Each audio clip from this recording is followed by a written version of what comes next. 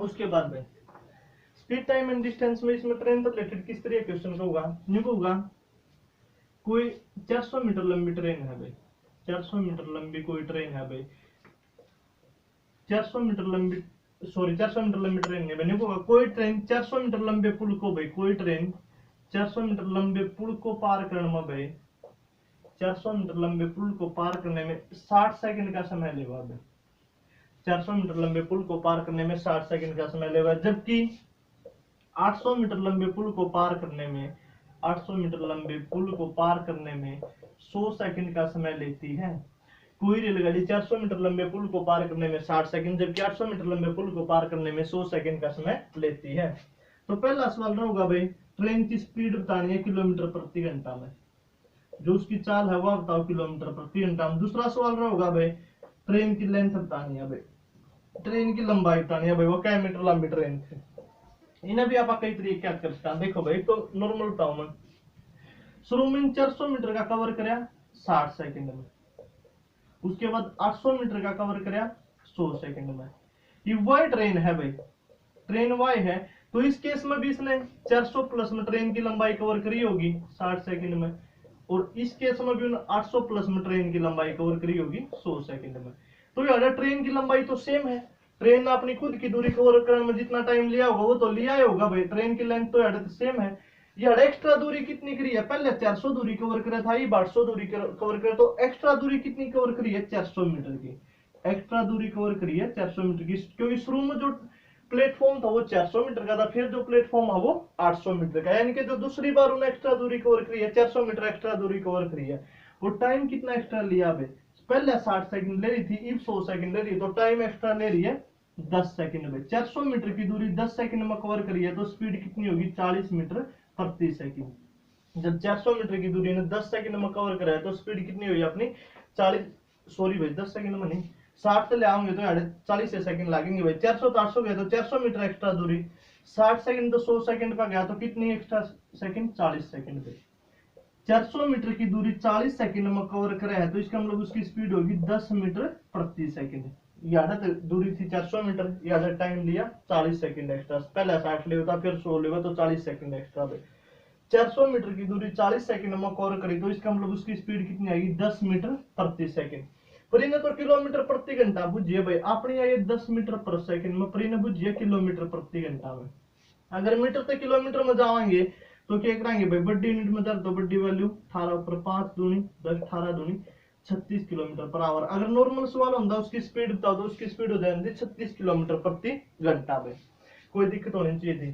Previous में पूछा भाई कि ट्रेन की लंबाई और बताओ, ट्रेन की लेंथ और बताओ, ये बापा इसने यार कवर कर सकता भाई। देखो 400 मीटर लंबा प्लेटफॉर्म ने 60 सेकंड में, 800 मीटर लंबा प्लेटफॉर्म ने 100 सेकंड में, दूरी कितना एक्स्ट्रा चल रहा है 400 मीटर, टाइम कितना एक्स्ट्रा लिया 40 सेकंड। 400 मीटर की दूरी 40 सेकंड में कवर करी, तो 1 सेकंड में चल लेगा 10 मीटर पे। जब 1 सेकंड में 10 मीटर चल रहा है, 10 मीटर पर सेकंड इसकी स्पीड आई है, 10 मीटर पर सेकंड मतलब है कि 1 सेकंड में 10 मीटर, 1 सेकंड में 10 मीटर चल रहा है, तो 60 सेकंड में कितना चलेगा 60 गुना 10 यानी कि 600 मीटर पे। 60 सेकंड में कितना चला 600 मीटर, यानी कि कुल दूरी ट्रेन ने 600 मीटर की कवर करी है। उसमें 400 का तो प्लेटफॉर्म है, 400 का तो पूरे है, तो ट्रेन की लंबाई कितनी हुई, ट्रेन की लंबाई हुई 600 मानने समय 400 यानी कि 200 मीटर भाई। तो ट्रेन की लंबाई बुझे तो वो 200 मीटर लंबी ट्रेन है भाई। दोबारा इस तरह भी कर काम है, 1 सेकंड में 10 मीटर चल ली, तो 100 सेकंड में कितनी चल लेगी 1000 मीटर। 1 सेकंड में 10 मीटर चल रहा, तो 100 सेकंड में 1000 मीटर भाई। 800 मीटर का पुल है और कुल चल रहा है 1000 मीटर, तो इसका मतलब जो ट्रेन की लंबाई है वह कितनी होगी आदत भी अपनी 200 मीटर आ जाएगी भाई। तो ट्रेन की लेंथ है 200 मीटर। यही इक्वेशन में टेक लो, यही इक्वेशन में टेक लो, बात अपनी बराबर है, वाई आओगी भाई। दोबारा देखो किस तरह करें। शुरू में 400 मीटर लंबा प्लेटफॉर्म ने 60 सेकंड में, फिर 800 मीटर लंबा प्लेटफॉर्म ने 100 सेकंड में। ये अड़त कितनी दूरी एक्स्ट्रा कवर करी 400 मीटर की, टाइम कितना एक्स्ट्रा लिया 40 सेकंड। 400 मीटर की दूरी 40 सेकंड में कवर करी, तो स्पीड आएगी 400/40 यानी कि 10 मीटर पर सेकंड में। पहला सवाल था स्पीड किलोमीटर प्रति घंटा बताओ, या 10 मीटर पर सेकंड है, किलोमीटर में बताना तो 18/5 कर देंगे भाई, 36 किलोमीटर प्रति घंटा। पहला सवाल का आंसर आ गया भाई अपना। ये पूछा था टाइम कितना लगेगा भाई, और ट्रेन की लंबाई कितनी होगी, ट्रेन की लेंथ पूछा था भाई, ट्रेन क्या मीटर लंबी है। 1 सेकंड में 10 मीटर चला, तो 60 में कितनी चाली होगी 600 मीटर। यानी कुल 600 मीटर की दूरी कवर करी है, उसमें 400 का तो पुणे है, तो ट्रेन की लंबाई कितनी होगी, 600 में 400 गए 200 मीटर। या फिर इस तरह देख लो, 1 सेकंड में 10 मीटर चल रहा है तो 100 सेकंड में कितनी चली होगी, 1000 मीटर। कुल 1000 मीटर चल रही है, उसमें 800 का तो पुणे है, तो ट्रेन की लंबाई कितनी होगी, 200 मीटर। आज करो समझ में आया होगा। इस तरह नहीं तो आप इसमें इस तरह भी कर सका भाई, इसमें आप इस तरीका भी कर सका भाई। ट्रेन की लंबाई टी मान लो, प्लस में प्लेटफॉर्म की लंबाई 400 मान लो भाई, या है ट्रेन की लंबाई टी प्लस में 400, टाइम कितना ले रही है, 60 सेकंड। दूरी बटे में टाइम स्पीड भाई, दोबारा ट्रेन की लंबाई वाई टी, क्योंकि सेम ट्रेन है तो ट्रेन की लंबाई टी है भाई। ये प्लेटफॉर्म 800 का है तो प्लस में 800, total distance divide by time कितना ले रही है, 100 सेकंड भाई। दूरी बटे में टाइम स्पीड भाई, या भी उससे ट्रेन की स्पीड या भी उससे ट्रेन की स्पीड, तो दोनों की स्पीड बराबर हो उसका, तो अपन बराबर टेक दी भाई। ये ट्रेन की लंबाई आ जाएगी और लंबाई आने के बाद अपन स्पीड निकाल लेंगे, ठीक है। इस तरह भी कर सका। उसके बाद भाई एक दो क्वेश्चन और भी बन जाएगा भाई इससे रिलेटेड। क्या होगा, होगा भाई, दो रेलगाड़ी दिल्ली और जयपुर के बीच की दूरी कह दिया भाई 400 मीटर है। दिल्ली और जयपुर के बीच की दूरी 400 मीटर है। दिल्ली और जयपुर के बीच की दूरी 400 मीटर है। कोई ट्रेन, एक ट्रेन चली दिल्ली से सुबह 8 बजे भाई, एक ट्रेन चली दिल्ली से सुबह 8 बजे 45 किलोमीटर प्रति घंटा की चाल से।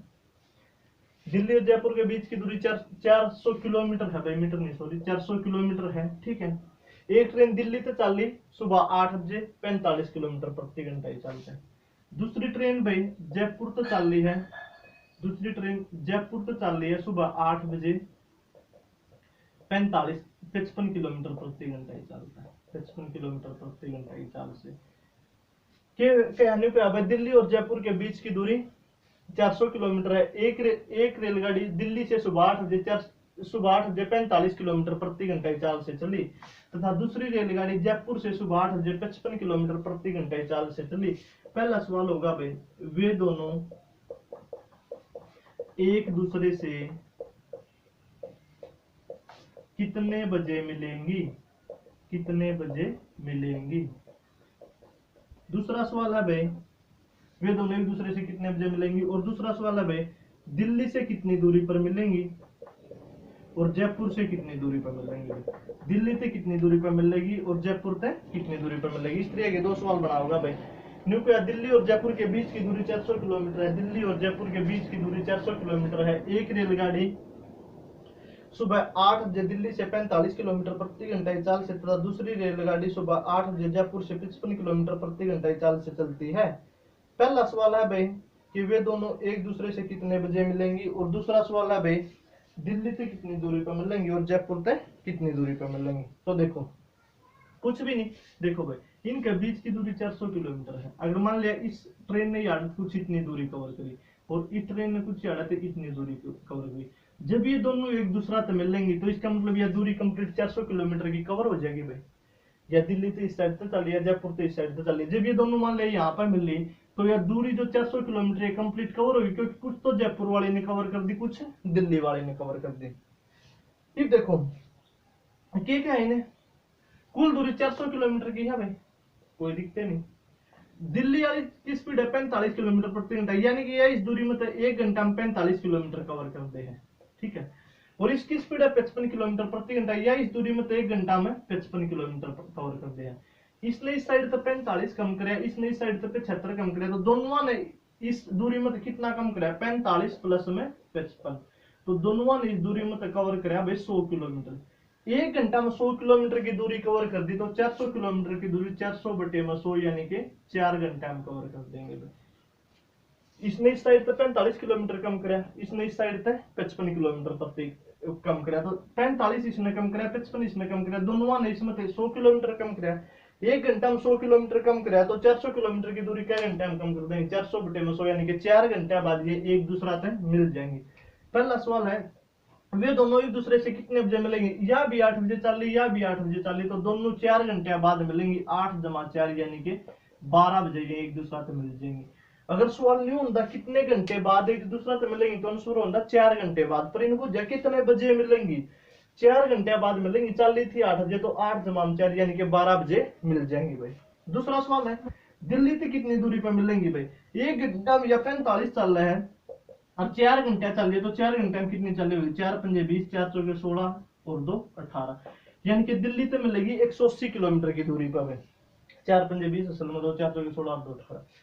दूसरा सवाल है, जयपुर तक कितनी दूरी पर मिलेंगी? जयपुर वाली 1 घंटा में 55 चल रहा है, तो 4 घंटे में कितना चलेगी भाई? 4 पंजे 20, 4 पंजे 20 और 2 22।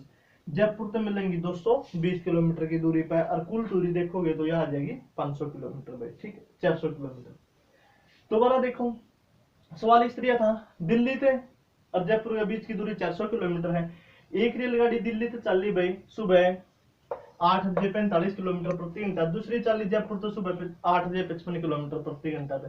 पहला सवाल है, एक दूसरा कितने बजे मिलेंगे? दूसरा दिल्ली जयपुर इस तरह भाई, इन 1 घंटा में 45 कवर करे, इन 1 घंटा में 55 कवर करे, तो दोनों ने 1 घंटा में 100 किलोमीटर की दूरी कवर करी। 1 घंटा में 100 की करी तो 400 की 100 के 400 यानी कि 4 घंटे में कवर कर देंगे। टाइम बुझ जाए तो 8 जमा 4 12 बजे मिलेंगी भाई।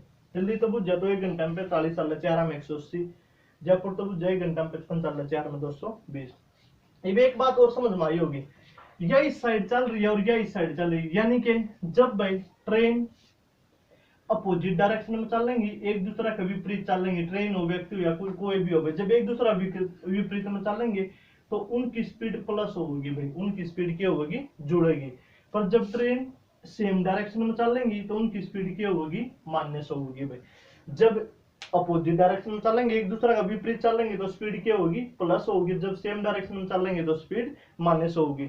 जो सेम डायरेक्शन वाला सवाल था वो मैं आंधे करवा था भाई, जो चोर वाला और पुलिस वाला सवाल था वो सेम डायरेक्शन वाला था, उसमें दोनों की स्पीड माइनस हो रही थी। पर अगर अपोजिट डायरेक्शन में चलेंगे तो प्लस, और सेम डायरेक्शन में चलेंगे तो माइनस। या और ये स्पीड की बात भाई, स्पीड यानी कि चाल की बात हो रही है भाई। पर जो डिस्टेंस, जो दूरी है ना, वो हर एक केस में जुड़ा है, चाहे वो अपोजिट चल दे हो चाहे वो सेम चल दे हो, दूरी तो हर एक केस में जुड़ेगी। पर स्पीड अगर अपोजिट में चलेंगे तो प्लस होगी और सेम में चलेगी तो माइनस होगी। इस तरह आपने कुछ क्वेश्चन बनाए भाई स्पीड टाइम एंड डिस्टेंस में रेलगाड़ी से रिलेटेड, वो मन कवर करवाने की कोशिश करी है। 100% तो नहीं, पर बाकी इतना मत था रहा आ लेगा, इतना विश्वास है भाई, मैंने इस बार नहीं जाऊंगा। इससे रिलेटेड अपना एक चैप्टर और होया अगर भाई, जो इससे बेस होया अगर वो होया अगर भाई अपना जो नाव और धारा, नाव व धारा, बोट एंड स्ट्रीम भाई, बोट एंड स्ट्रीम, ठीक है भाई, और पढ़ेंगे।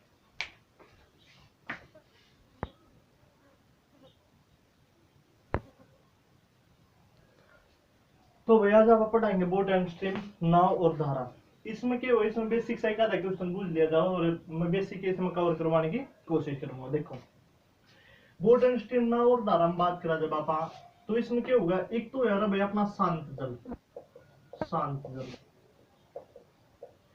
और एक वो यार अपना धारा की चाल, धारा की चाल। ये दो चीज समझनी मोस्ट इंपोर्टेंट है भाई, शांत जल और धारा की चाल। शांत जल कहने का मतलब है भाई कि जो अपना रुके हुए पानी हो, स्टिल वाटर इसने बोल दिया यार भाई आप इंग्लिश में, स्टिल वाटर, ठीक है, स्टिल वाटर। और धारा की चाल भाई कोई भी अपनी जो नदी नदी वगैरह हो यार है उसकी जो चाल हो यार है, नदी का पानी की जो चाल हो यार है, ठीक है। स्टिल वाटर शांत जल कहने का मतलब क्या कि जो पानी रुकिया उड़ भाई, जिस तरह अपना स्विमिंग पूल का पानी है वो अपना रुकिया उड़ है, उसमें जो भी स्पीड होगी वो अपनी खुद की होगी। अगर आप तैर रहे हैं या आप नाव चला रहे हैं तो जितनी भी अपनी स्पीड होगी, जिसमें ज्यादा ताकत होगी वो नाव ने आगे ले जाएगा भाई। तो शांत जल का पानी मतलब है रुकिया हुआ पानी, ठीक है। और धारा की चाल का मतलब है बहता हुआ पानी। जिस तरह मान लिया आप किसी नहर वगैरह में कूद गए, आजकल लॉकडाउन चल रहा है तो फिर भी हम नहर वगैरह पे, नदी वगैरह पे ना निकल जाते हो भाई, तो आप नहर में कूद गए, अगर बाई चांस आप अपने पैर नहीं लागते उस पर, अगर आप पैर लगाकर नहीं खड़े होंगे और अगर आप नॉर्मली अपना ऊपर नमू रखे हैं भाई, और जिस साइड पानी चल रहा है ना उस साइड आप बहते चलाएंगे, वो किस तरह चलाएंगे, अपना तो कोई एफर्ट नहीं है उसमें। उसमें क्या है, वो सिर्फ धारा की चाल है। जिस स्पीड से अपनी नदी चल रही होगी, जिस स्पीड से अपना नदी का पानी चल रहा है उस स्पीड से आप आगे की तरफ चलते रहोगे। तो शांत जल का मतलब समझ गए होगे, रुका हुआ पानी, जोड़ का पानी, गैस का आप देसी भाषा में, या फिर स्विमिंग पूल का पानी, या फिर झील झाल पर हम गए होगे भाई, सुखना झील पर गए होगे, या फिर तलियार झील तो थारी फेवरेट रही होगी भाई रोहतक में, ठीक है। उस पर हम जो भी करके मतलब जिस तरह भी गए होगे घूमने फिरन, ठीक है।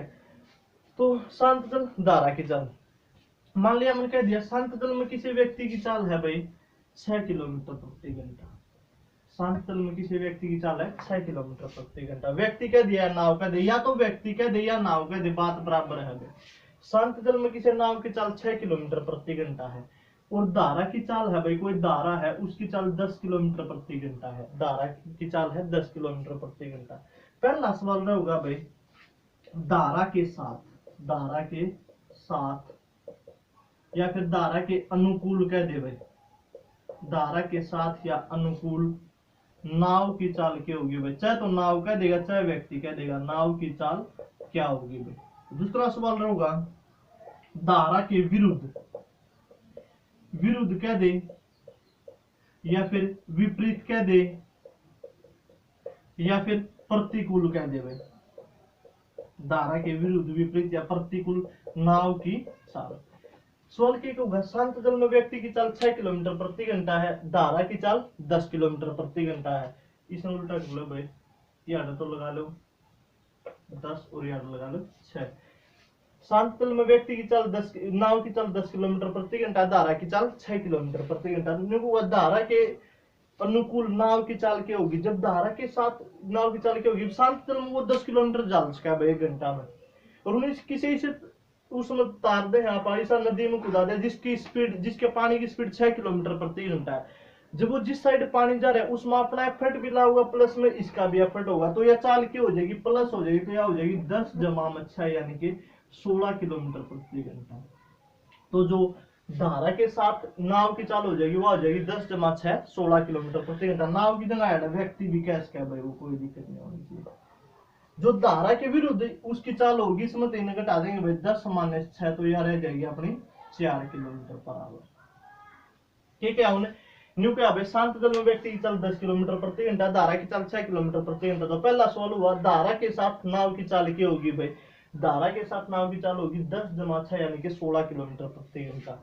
धारा के विरुद्ध नाव की चाल होगी 10 माइनस 6 यानी कि इसमें घटा दी 4 किलोमीटर प्रति घंटा, क्योंकि वो 1 घंटा में 10 जावा है, पर वो वापिस से 6 ले आवा, तो बचा कितना, 10 में 6 गया, 4 किलोमीटर बच गया 1 घंटा में। आज शुरू की एक सवाल आसानी समझ में आ गए होंगे। इस बार वो क्या होगा, इस बार वो न्यू होगा भाई कि जो शांत जल में न्यू जगह धारा के साथ किसी व्यक्ति की या नाव की चाल 16 किलोमीटर प्रति घंटा है। धारा के साथ किसी व्यक्ति या नाव की चाल 16 किलोमीटर प्रति घंटा है भाई, 16 किलोमीटर प्रति घंटा।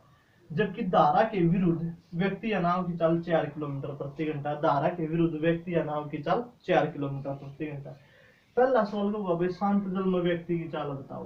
पहला सवाल होगा शांत जल में व्यक्ति की चाल बताओ। दूसरा सवाल का होगा धारा की चाल बताओ। शांत जल में व्यक्ति की चाल बताओ, दूसरा सवाल का होगा धारा की चाल बताओ। यो बेसिक अगर यो समझ में आ गया तो सवाल नाम कुछ नहीं है भाई, इससे रिलेटेड क्वेश्चन पूछ जाएगा। ये क्या देखा, देखो अपन नहीं बेरा, शांत जल में व्यक्ति की चाल मान ली x किलोमीटर प्रति घंटा है। शांत जल में व्यक्ति की चाल मान ली x किलोमीटर प्रति घंटा है।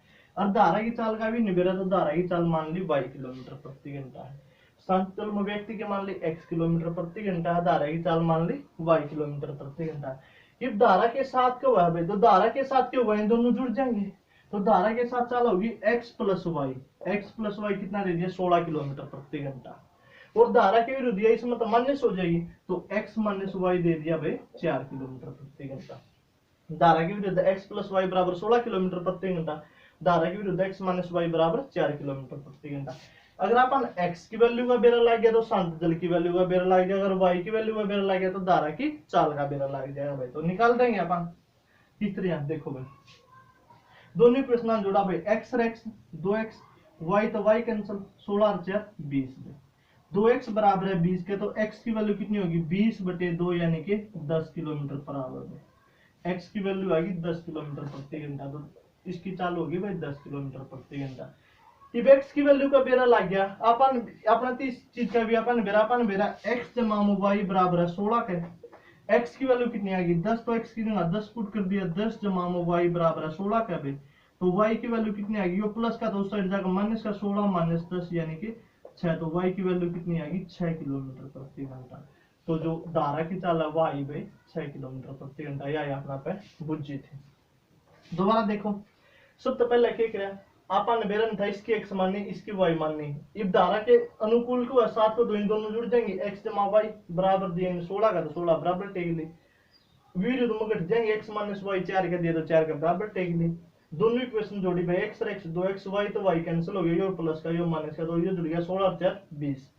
इस साइड ये 2 गुना था तो न्यूनतम का भाग में 20/2 यानी कि आ गया 10 किलोमीटर प्रति घंटा। x की वैल्यू 10 आ गई, इस इक्वेशन में टेक दिया, x की जगह 10 टेक है, 10 जमा y बराबर 16 का न्यूनतम माइनस हो गया, y की वैल्यू 16 में 10 गए 6 किलोमीटर प्रति घंटा। भाई एक तो इस तरह कर सका, एक आप डायरेक्ट भी कर सका। अगर आपने तो इस तरह वैल्यू दे रखी, अगर आपने शांत जल में व्यक्ति या नाव की निकालने, चाहे व्यक्ति की बुझ ले चाहे नाव की बुझ ले, बात बराबर है। शांत जल में व्यक्ति या नाव की निकालनी है तो क्या करो, इन दोनों जोड़ो भाई, 16 और 4 20 भाई, 16 जमा में 4 और 2 तो भाग दे दो भाई, 16 और 4 20 भाग में 2 यानी कि 10 आ जाएगा भाई, 2 दाएं 20। शांत जल में तो इन दोनों जोड़ो, 16 और 4 20 और भाग दे दो 2 तो भाई 20 में 2 तो भाग देंगे तो 10 आ गया। अगर धारा की बतानी है तो इन दोनों में घटाओ, 16 माइनस 4 और भाग दे दो 2, तो 16 में 4 गए 12 भाग में 2, 2 छिका 12, तो ये आ गई अपनी 6 किलोमीटर प्रति घंटा में। तो बात क्या समझ में आई। अगर आपने ये अपने नॉर्मल में इसने सीधा सीधा बताना चाहूंगा, अपने ये सवाल दिया था कि भाई किसी व्यक्ति की धारा के साथ किसी व्यक्ति या नाव की चाल 16 किलोमीटर प्रति घंटा, धारा के विरुद्ध उसकी चाल कितनी थी भाई, 4 किलोमीटर प्रति घंटा, कुछ इसी दी थी ना, 4 दी थी और कुछ दी थी, देख लेंगे 4 दी थी शायद। शांत जल में बुझे तो इन दोनों जोड़ेंगे, 16 और 4 20, 20 भाग में 2 यानी कि शांत जल में चाल हो जाएगी 10 किलोमीटर प्रति घंटा। धारा की चाल बुझे तो इन दोनों घटाओगे, 16 में 4 के 12/2 यानी कि इसकी चाल होगी 6 किलोमीटर प्रति घंटा। तो बात समझ में आ गई होगी भाई आसानी से। ये इसका बेसिक, अगर ये समझ में आ गया तो कोई भी क्वेश्चन अपना आसानी से निकल जाएगा भाई। ये देखो ये कुछ सवाल इस तरह का देगा भाई, हल्का सा 1-2 टाइप और बता रहा हूँ भाई, बस और कुछ नहीं। क्यों होगा भाई, धारा के साथ चलते हुए, धारा के साथ चलते हुए कोई व्यक्ति, धारा के साथ चलते हुए कोई व्यक्ति 40 किलोमीटर की दूरी, धारा के साथ चलते हुए कोई व्यक्ति 40 किलोमीटर की दूरी 5 घंटे में तय करता है, 5 घंटे में तय करता है, जबकि धारा के विरुद्ध चलते हुए, धारा के विरुद्ध चलते हुए उसी दूरी को तय करने में, उसी दूरी को तय करने में 10 घंटे का समय लगता है, 10 घंटे का समय लगता है। तो शांत जल में व्यक्ति की चाल क्या होगी, शांत जल में व्यक्ति की चाल क्या होगी, शांत जल में व्यक्ति की चाल बुझ जाए भाई, ठीक है। ये देखो धारा के साथ चल रहा है भाई, तो सबसे पहली बात अपन शांत जल का नहीं बेरा, एक बार बेसिक बता रहा हूँ भाई। शांत जल में व्यक्ति की चाल मानी x किलोमीटर पर आवर, धारा की चाल मानी, धारा की चाल भाई यह मानी y किलोमीटर पर आवर भाई, ठीक है, y किलोमीटर पर आवर।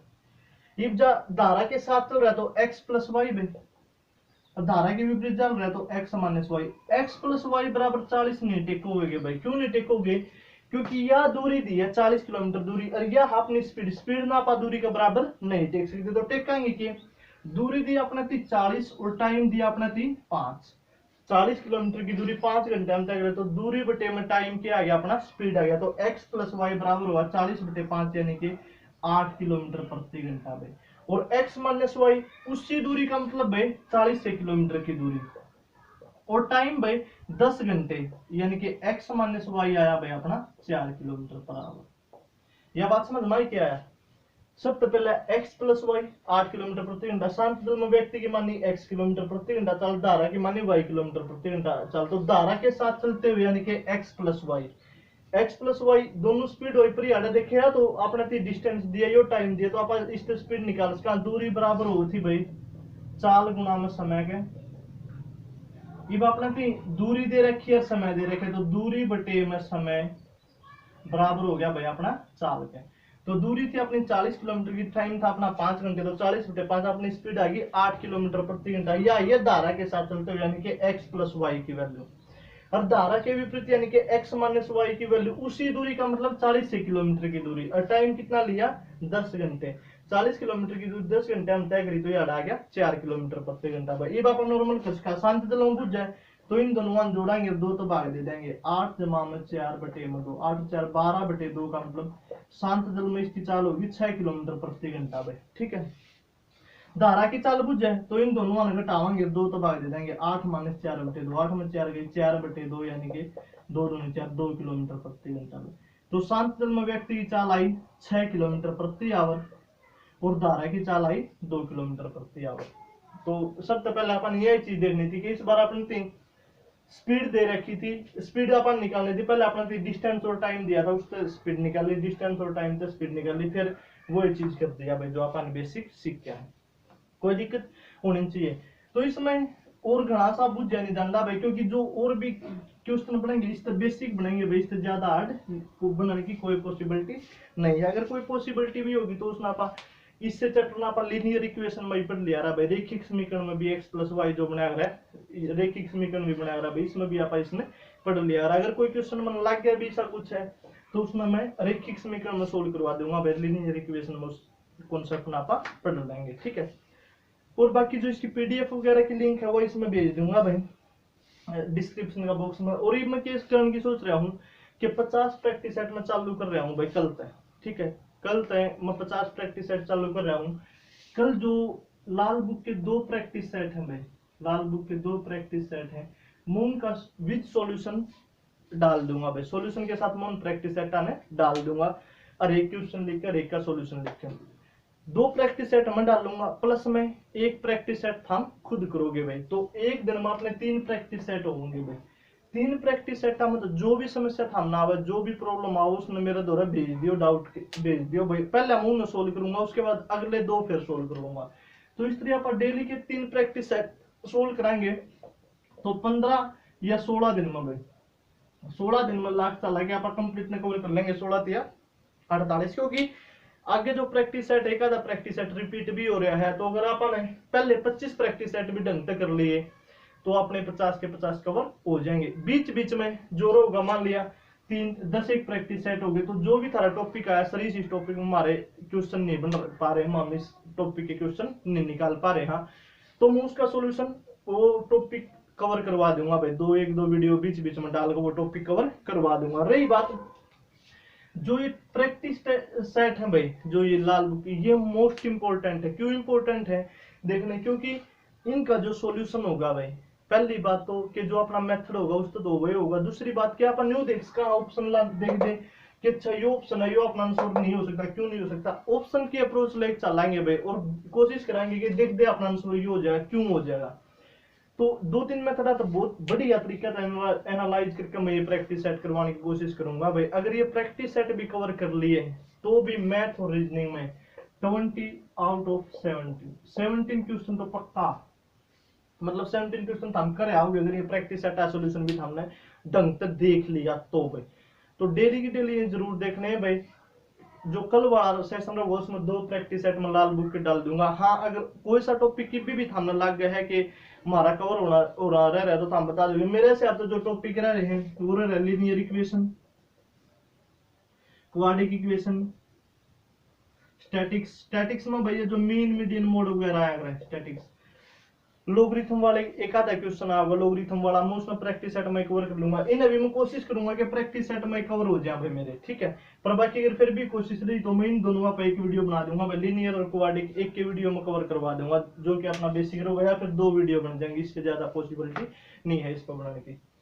बाकी ढंग के क्वेश्चन होंगे, मैं इसमें कोशिश करूंगा कि कम क्वेश्चन आए तो इन्हें सोल्व करवाऊंगा, नहीं तो भाई इनका एक वीडियो शायद मैंने डालनी पड़ेगी, बता दिया था हमने जिस तरह की भी जरूरत हो, ठीक है। तो best of luck, stay home, study hard, okay, bye.